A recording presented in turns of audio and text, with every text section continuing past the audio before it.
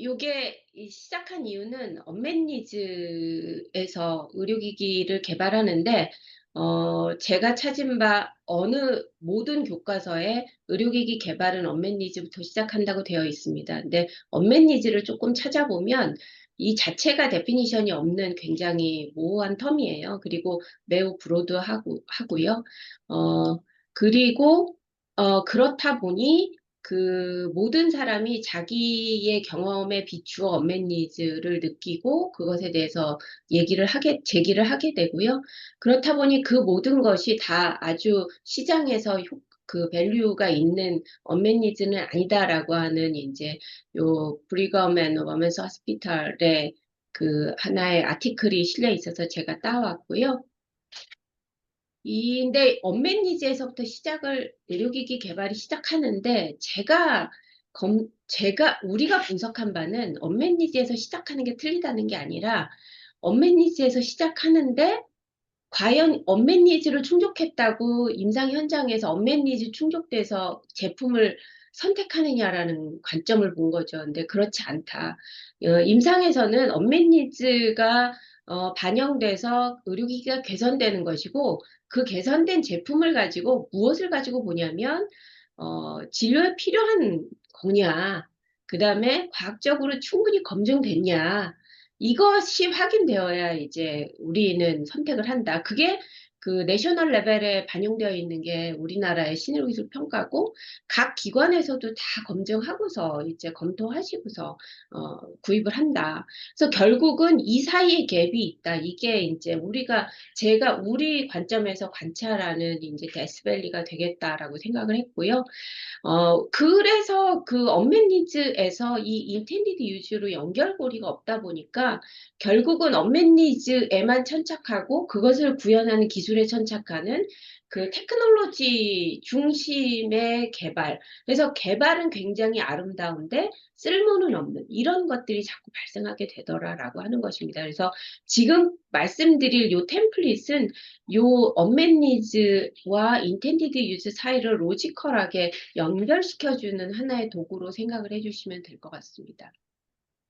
이게 이제 ISO하고 혹시 친숙하신 분이 계실 거라고 생각을 하는데요.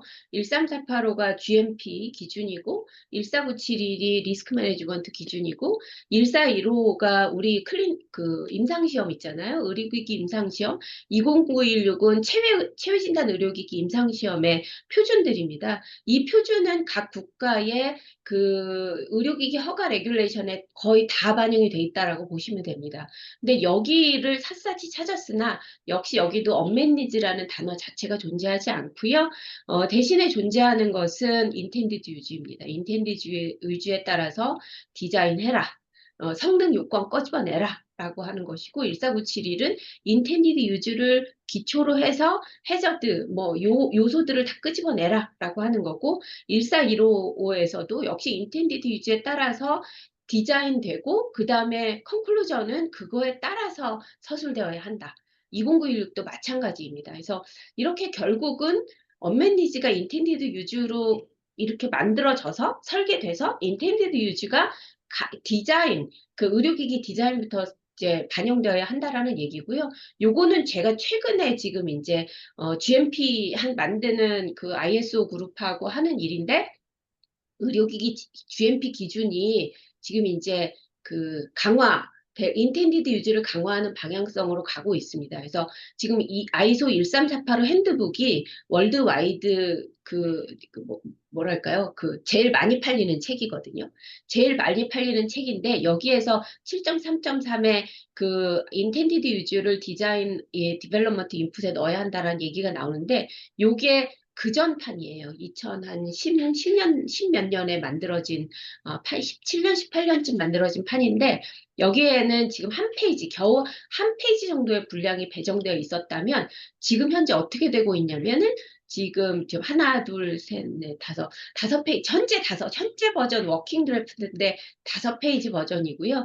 아마 더 늘어날 것 같습니다. 그래서 마지막에 아마 내년 초반이면은 이게 퍼블리시 될 것 같은데, 지금 이 7.3.3의 인텐디드 유즈 부분이 강화되면서 양이 엄청 늘어나게 된다. 결국은 전 세계의 레귤레이션의 인텐디드 유즈 부분이 강화될 것이다라고 하는 이제 방향성을 보여드리기 위해서 만들었습니다. 지금 현재 이 설계서는 클로 템플릿이라는 말로 대한학교를 중심으로 해서 이제 퍼져 나가고 있고요. 요거는 그 특허가 지금 그 걸려 있어서 저작권법에 의해서 보호가 됩니다. 이렇게 한 이유는 이것을 팔겠다, 이게 뭐 특허 권리를 팔겠다 이게 아니고요. 이 내용의 원형이 유지되고 그 정돈된 업데이트 그 정책을 가지고 가기 위해서 이러한 조치가 취해졌다라고 보시면 되겠고, 그 연구자들은 마음대로 다운받아서 마음대로 활용을 하셔도 된다. 이렇게 말씀을 드립니다. 이것을 개발한 목적이랑 이거는 이제 제가 대충 말씀을 드렸는데요. 결국 그거예요. 언맷 니즈를 인텐디드 유즈로 설계해서 인텐디드 유즈 요건을 끝낸 다음에 그것이 결국은 제품 개발에도 반영되고 임상시험 설계에도 들어가고 임상평가 설계에도 들어갈 수 있도록 쭉 하나의 어떤 코어 엑시스를 만들자라고 하는 이제 점이다라고 말씀드리고요. 아까 이유진 박사님이 말씀 주셨듯이 이게 여기에는 세 개의 양식이 존재합니다. 치료 및 예방 목적 의료 제품, 우리가 흔히 많이 쓰는 시술용 메디컬 디바이스들이 되겠고요. 그 아까 연성 내시경이 진단 목적 의료기기가 되겠고, HPV가 이제 체외 진단 의료기기가 되겠습니다. 그 세 가지는 상당히 그 허가 요건도 다르고요. 바라봐야 되는 점이 허가 요건이 다르다는 건 이 의료기기가 바라봐야 하는 시장하고 포커스가 다르다라는 얘기하고 동일합니다. 그래서 그 다른 것을 하나에 합친다는 게 좀 무리스러워서 세 개로 분리했다라고 보시면 되겠습니다. 여러분께서 집중적으로 관여해 주실 부분은 임상 전문가 자문입니다. 오늘 제가 집중적으로 말씀드릴 부분은 임상 전문가 자문을 어떤 관점에서 하면 의료기기 개발하는 연구자 또는 매니팩처러에게 도움이 될 것인가라는 부분을 좀 중심으로 말씀을 드리고자 합니다. 여기 보면 이 미충족 의료수요 설계서를 스테이지 1, 2, 3, 4 이렇게 표로 만들었어요. 왜냐하면은 이 스테이지 1에 굉장히 많은 질문들이 존재하고요. 이 질문들이 스테이지 2, 3, 2, 3를 이제 관통하면서 반복됩니다. 같은 질문이 계속 반복돼요.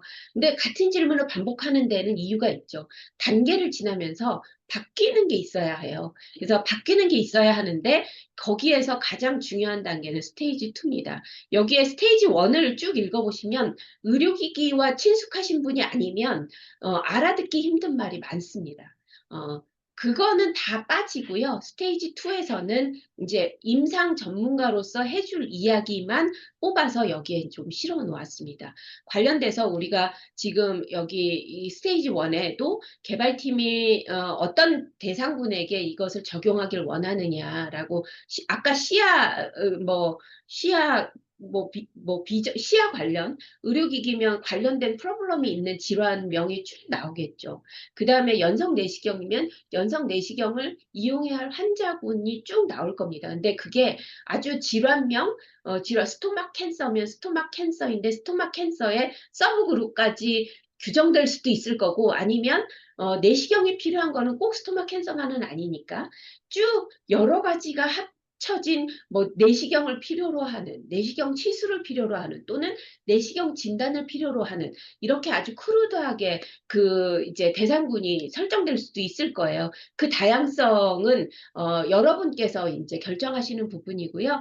그것들을 스테이지 1에서도 개발팀이 먼저 한번 생각해 보게 했습니다. 근데 이들이 생각해 본 거하고 임상 전문가가 보기에 이런 특성을 가진 의료기기라면, 그래, 니들이 생각하는 영역도 있는데, 내가 관찰해 본 바 다른 영역에도 이용한 곳이 있어. 라고 하는 부분이 저희가 이제 포럼 같은 걸 해보면 반드시 나오더라고요. 그래서 그런 여지들을 끄집어내기 위해서 자문위원이 생각하는 대상군에 대해서도 이제 여쭤보고 있습니다. 그래서 이들이 생각을 안 했기 때문에 물어본 게 아니고요. 그 전문가들이 생각하는 영역을 파악하기 위해서 물어보는 것이다.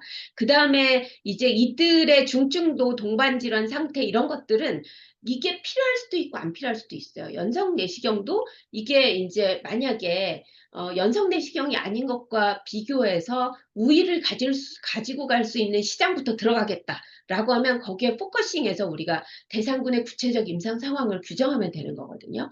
이거는 이제 전략이에요. 그때부터는 전략이지만 교수님들께서 전략을 피우실 필요는 없습니다. 여기에다가 쭉 자기가 생각하는 바를 쓰시면 스테이지 3 정도에 가서 개발팀하고 거기에 이제 교수님을 초빙할 수도 있어요. 어떤 교수님을 초빙해서 우리가 전략적으로 시장을 이것부터 뚫고 들어가면 좋지 않겠습니까? 라고 하는 논의가 될 때 그때 결정될 일입니다. 그래서 이제 그 생각하는 바를 그냥 쭉 한번 쓰시고 선생님이 특히 강조하고 싶은 분을 여기에다가 조금 언급해 주시면 개발팀에게는 도움이 될 것입니다. 그리고 현재 이것과 유사한 제품이 사용되고 있는 게 있다면 그것에 대한 인포메이션도 같이 좀 적어주시면 좋습니다. 이들이 그것에 대해서 모르고 있어서 적어주는 건 아니고요. 파악하지 못하는 부분이 혹시 있을까? 또는 이들이 생각하는 영역이 나는 이게 유사한 영역이라고 생각하는데 임상에서 보기에는 아니고 이쪽이야 라고 얘기할 수도 있습니다. 그래서 이제 그런 여러 가지 아주 델리케이트한 갭을 메우기 위해서 여러분께 이제 여쭤보는 것이다 라고 하고요. 자문위원이 제안하는 이제 또 이제 여기에 미충족 수료를 물어봤는데 여기 또 물어보는 이유는 생각해 보니까 개발팀이 생각하는 거 말고 이런 영역이 가능성이 있을 것 같아라고 하는 부분을 조금 더 한번 이제 우리가 검토해 보기 위해서 하는 거고요. 이 부분이 어려운데 만약에 그 비전 디바이스를 그 환자들한테 적용했을 때 어, 클리니컬 아웃컴에 영향을 주는 부분이 있을 것인가.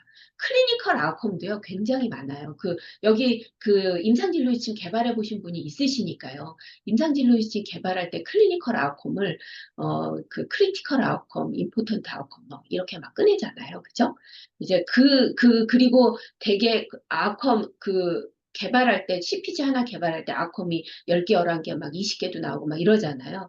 그렇게 많은 아웃컴이 존재하고 그 아웃컴 중에 어떤 아웃컴을 이들이 표방할 수 있는 아웃컴으로 가지고 갈 것이냐를 이제 끄집어내야 합니다. 아웃컴에 변화를 줄 수 있다라고 하면 이 의료기기가 새로운 수가를 받을 수 있을 가능성이 생긴다라는 얘기랑 통하고요.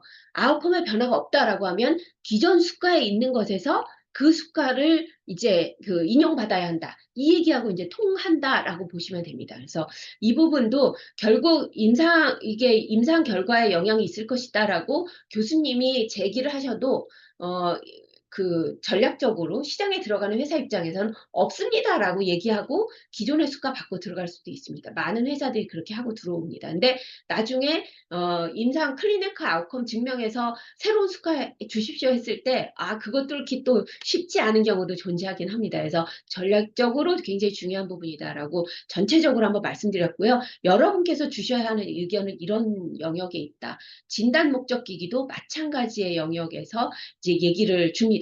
체외 진단에서 한 가지 굉장히 다른 부분이 있는데 참고 표준에 대한 이제 자문이 있습니다. HPV를 측정하는 거면 HPV의 측정의 참고 표준을 뭐로 결정할 거냐.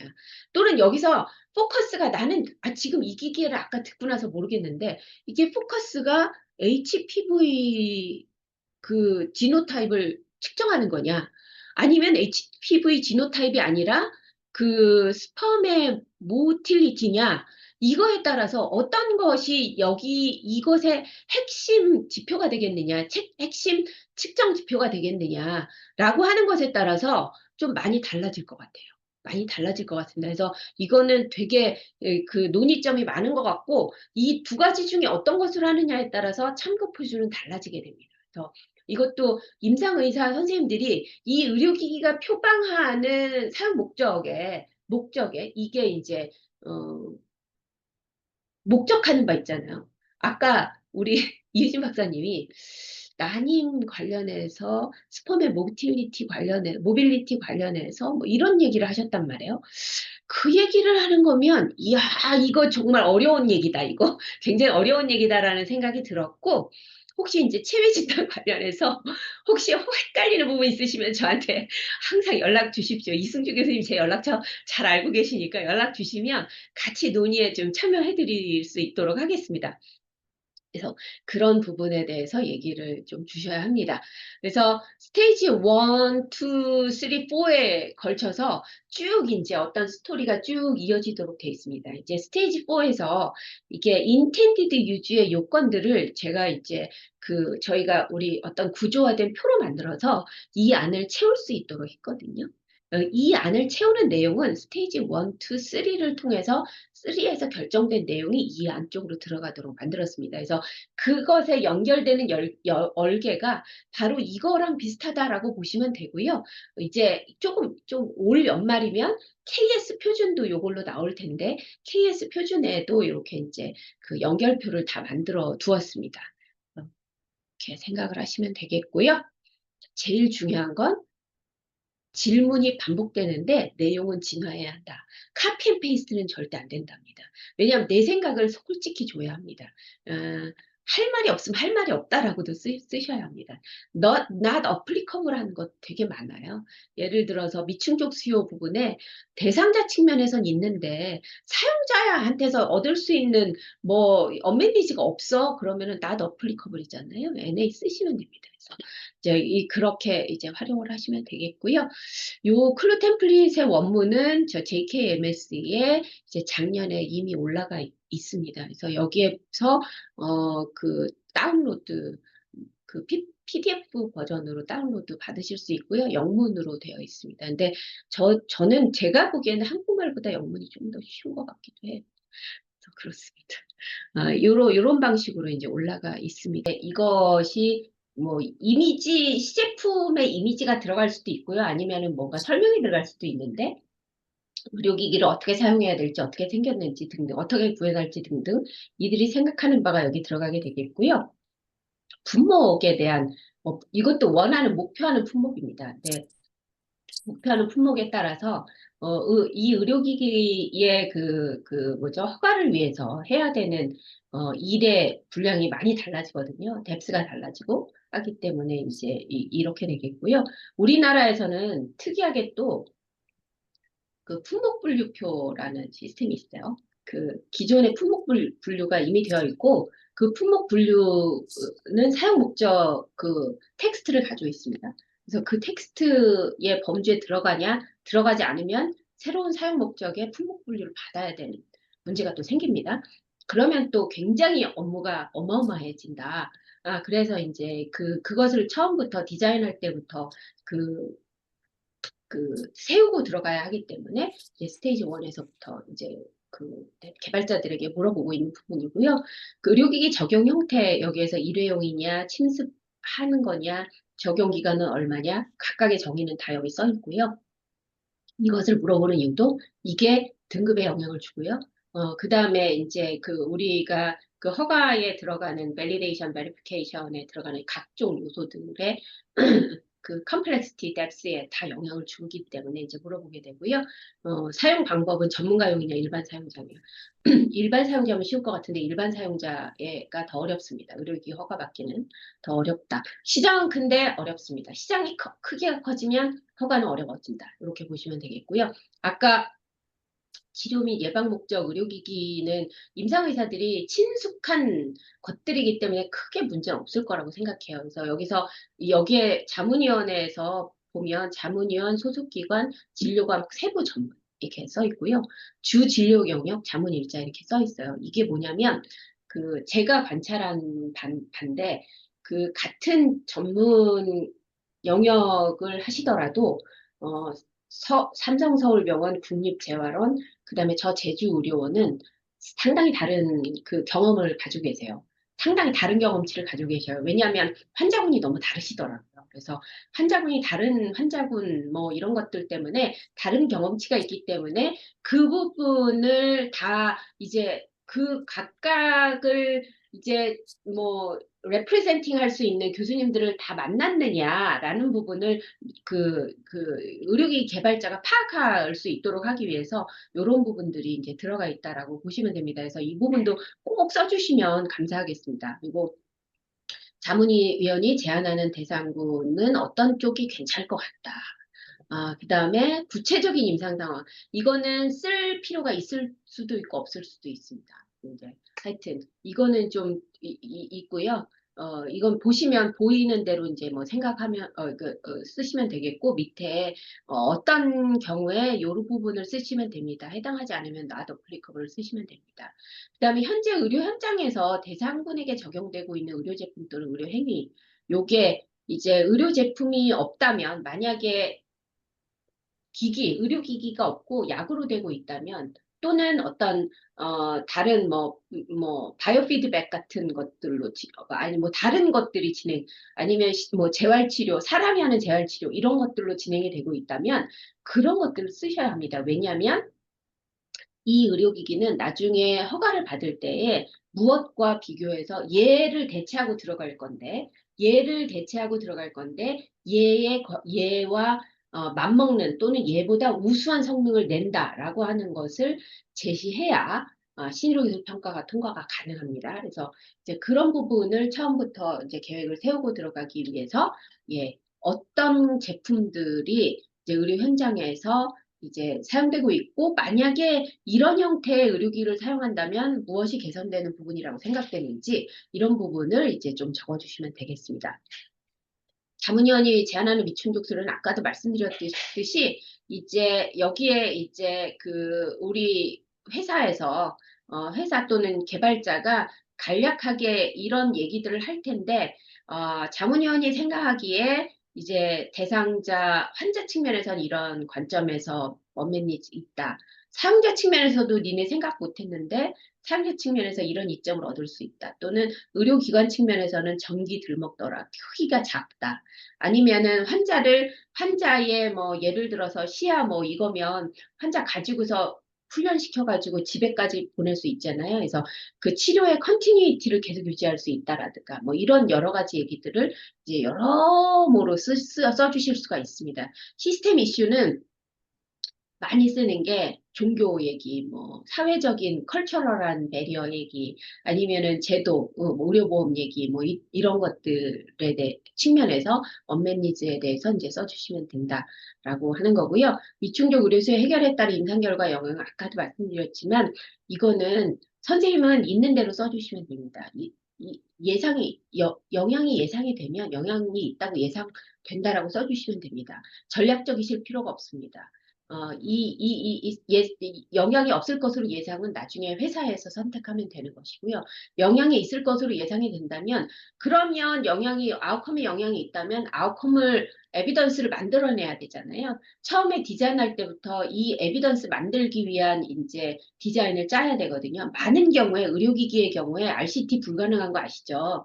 그래서 RCT가 불가능하기 때문에 대개는 이제 코호트 가지고 하든지 히스토리컬 데이터하고 앞으로 이제 프로스펙티브한 어떤 아웃컴 결과하고 비교하거나 뭐 이런 걸 해야 되거든요. 그래서 생각보다 시간이 많이 걸립니다. 그래서 만약에 옛날에 히스토리컬 데이터를 가지고 영향을 얘기해야 한다면 이것이 비교 가능하게 만들기 위해서는 예전에 히스토리컬 데이터가 쓸만하지 않을 수도 있어요. 그러면 쓸만한 거를 지금 단 1, 2년간에 만들고 개발되는 동안에 이제 그 데이터를 만들어내야 하지 않습니까? 그래서 그걸 위해서 여러분이 만약에 영향이 있을 것으로 예상되면 영향이 있을 것으로 예상된다라고 써주시면 됩니다. 어떤 측면, 그 많은 아웃컴 중에 어떤 측면에 이건 효과가 있을 것 같다라고 써주시면 됩니다.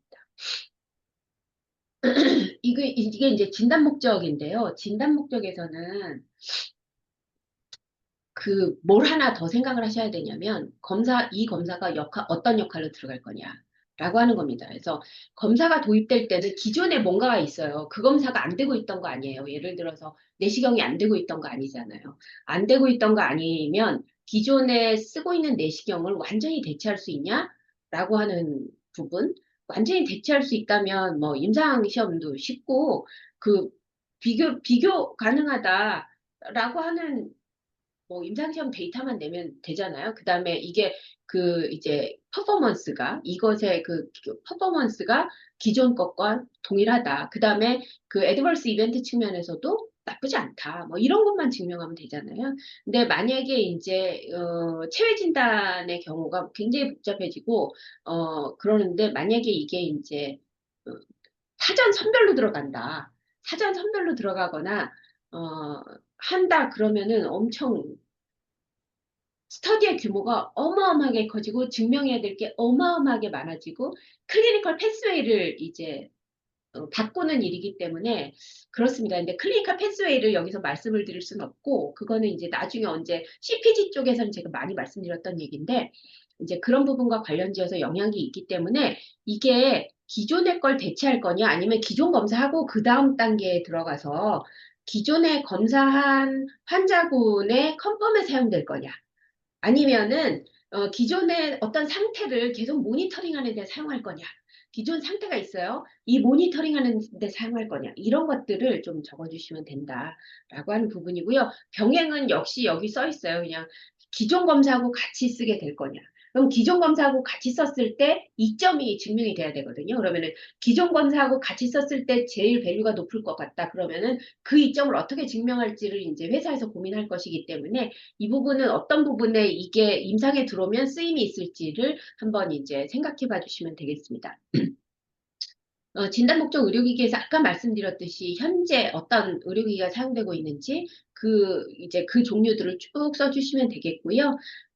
사용자 측면에서 또는 이제 미충족 의료소여도 같은 견지에서 써주시면 되겠고, 미충족 의료 이거 임상 영향도 역시 써주시면 되겠습니다. 혹시 컴플리케이션이 적어지는 것도 중요한 아웃컴입니다. 그래서 네, 그런 것도 예상이 된다면 예상되는 거를 써주시고 그것을 증명할 수 있도록 이제 시간과 기회를 줘야 되니까요.